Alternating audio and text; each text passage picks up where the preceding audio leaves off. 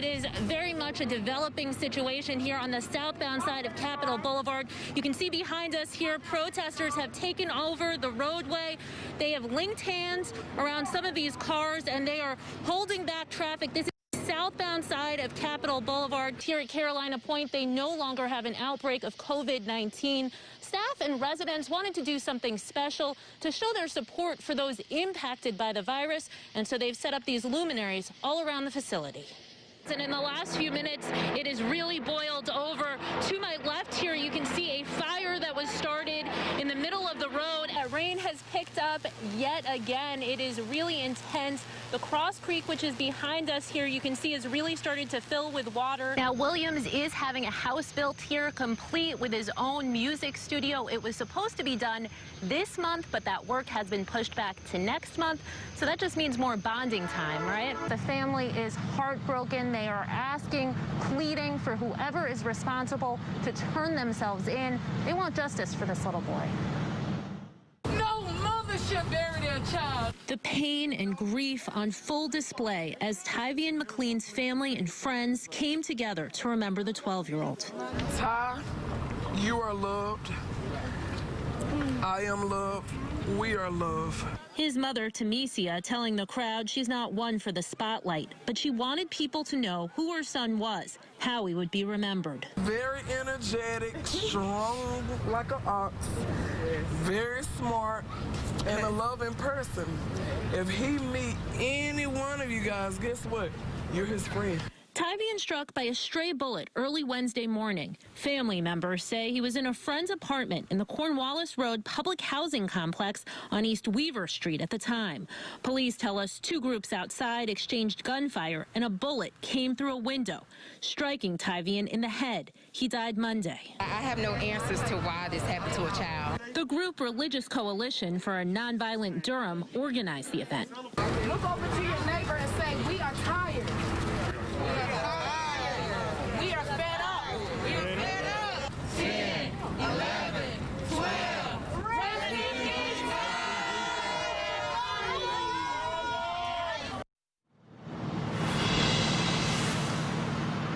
Now, community activists saying gun violence is all too common. This group has planned another event for Friday. Again, anyone with information on the shooting asked to give Durham police a call. Live in Durham, Amy Cutler, CBS 17 News. The DMV says it has pulled the license for AutoConnect amid an investigation. They declined to provide any details, though, saying it was still ongoing.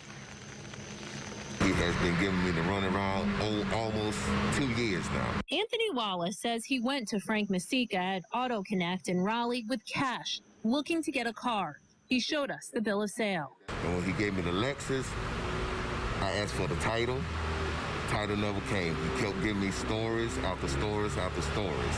Instead, Wallace tells me Masica kept giving him 30-day tags.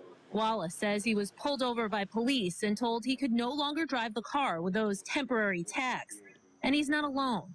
Told me he didn't have the tags because of COVID-19. This tag shows it was issued on 4/20/20. It's already 7/28/20. Luis Perez says he saw the questionable practices firsthand when he worked for Masica for about a month, from April to May. It was a bad experience. Every day, probably like from 5 to 10 people coming in dealership looking for him, asking where he was at. He's been promising cars for months back. I reached out to the DMV. They tell me Masica is a salesman, not the owner of AutoConnect, that the dealership's license was revoked in May. Hi, Frank. This is Amy Cutler calling from CBS 17 News. His attorney sending me a statement that reads in part, the AutoConnect has sold good quality used cars at fair prices. Mr. Masica is distressed to hear that some customers are dissatisfied. He is committed to correcting any issues that are the company's responsibility.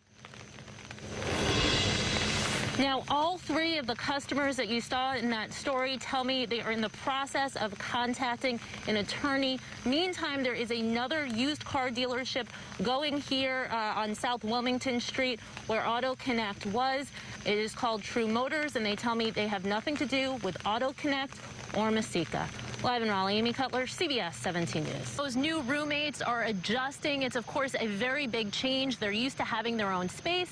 Still, they're making it work. Just sit here all day and edit vocals. In my heart, I know I'll be okay. Over the last 16 years, Tremaine Williams has worked hard, living in L.A., building a successful career in the music industry. I've worked with Jill Scott, 50 Cent, Janet Jackson, Shaka Khan, everybody. After 10 years as a producer, he received an offer he couldn't pass up, touring with Mariah Carey. I was like, you're going to pay me to see the world? Absolutely. I'll do it. And I always kept my studio stuff on the side just in case. That side hustle became especially important in March when Williams learned his job stage managing would be coming to an end for who knows how long, another casualty of COVID-19. We were in Las Vegas finishing up Mariah's residency, and we got the word that, like, in the next week or two, everything just shut down. So you moved back in with your mom. Oh, that sounds terrible. Yeah. What's that been like? It's an adjustment. Fortunately, his new roommate doesn't seem to mind his strange hours and all the noise, or the fact that his studio is her dining room table. This is now my world-class workspace where we get records done. And he tells me people have been calling, even a couple while we were there.